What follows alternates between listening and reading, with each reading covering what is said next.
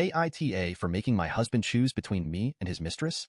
I, 21F, and my husband, 20M, have been together for a little over 3 years and have been living with each other for a year and a half.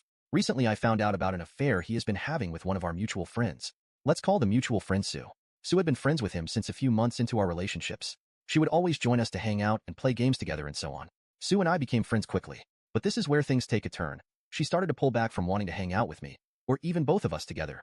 Sue would claim that she just wanted to hang out with the boys, even though that only included my husband, and how she didn't want to be involved with other girls as it gave her anxiety.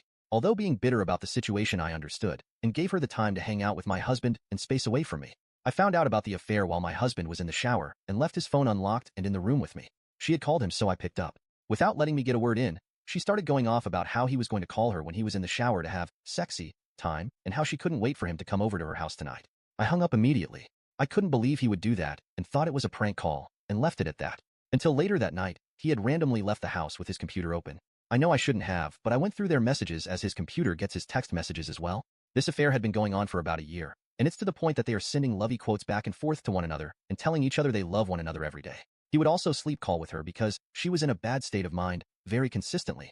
At first I passed it off as Hun being a good friend, but it eventually made me uncomfortable. He has also been telling her that one day he will convince me to become polyamorous, and so she can come live with us, and we will all be together. I am not poly and have made it very clear to him since the start of the relationship that polyamory was a boundary for me and would never be considered. He has never mentioned anything about him being polyamorous as well during all this time. After I found out about the affair, I didn't mention anything to him for a while, but mentioning to him how I feel uncomfortable with her presence because it was obvious she had feelings for him, as well as saying I would like them to stop sleeping on call with each other, hoping that he would come to the conclusion himself and leave her. But that didn't happen.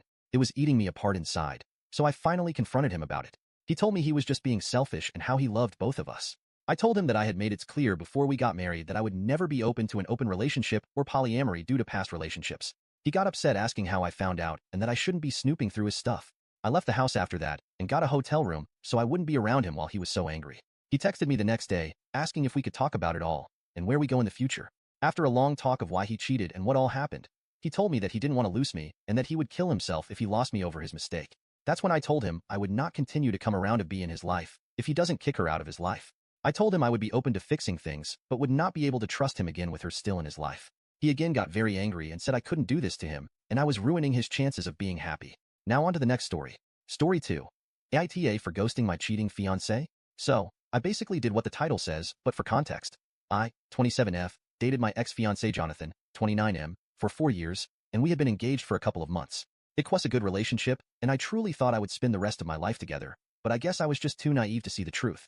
To keep it short, I found out he had been cheating on me with a mutual friend for a couple of months, and that group of friends in particular was covering up his affair. They were all acting strange. So I went through his phone and I found out they had like a separate group where they even made fun of me for not realizing. I was furious, and my first impulse was to berate them all. However, I ended up deciding to just disappear from their lives. Any confrontation was clearly a waste of time with this people. When he went to work the next day, I packed everything I owned, took all the money I put on our joint account, which was a lot. Since we were paying for our wedding, we were planning a good honeymoon and wanted to buy a house. I blocked them from everywhere, put my accounts on private, changed my number, and I went back to my hometown and stayed with my mom and stepdad. I was so mad I even left my job right away. I told my friends and family what had happened, and then I decided to go on a big trip with some of the money I had put on our joint account. I left for 3 months. I had the time of my life and came back home like 2 months ago. I was able to get a job here, and I decided to start dating again. It's nothing serious, but I have been seeing this nice guy for about a month. I'm just trying to put my life back on track. Anyway, recently my family and friends are telling me that my ex and our ex-mutual friends are bombarding them with texts on social media. They apparently want to know where I am and are asking how I'm doing, and they are saying what I did was childish and I should just talk to them at least. I have no intention of this. For me, it's a closed phase of my life, and I literally did nothing at all. I just left. They will never see my face again or hear from me, and I told my close circle to just block or ignore them.